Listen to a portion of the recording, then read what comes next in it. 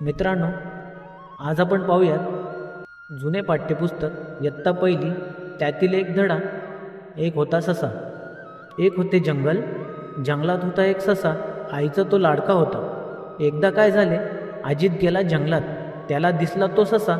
अजितच्या मनात आले, याला आपण घरी न्यावे. अजित गेला सशाजवळ. सशाने अजितला विचारले, काय रे मुला, काय हवं तुला? अजित म्हणाला, तूच हवास मला. ससा काहीच बोलला नाही. अजित पुढे येऊन म्हणाला, येतोस ना रे माझ्या घरी?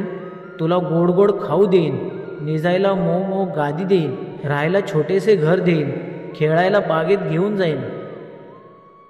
ससा बोलला, गोड गोड खाऊ मला आवडत नाही. गवताची गोडी कशालाच नाही. मऊ मऊ गादी हवी कुणाला? बिळातली माती आवडते मला. खेळायला बाग हवी कशाला? रानातल्या सशांची सोबत मला.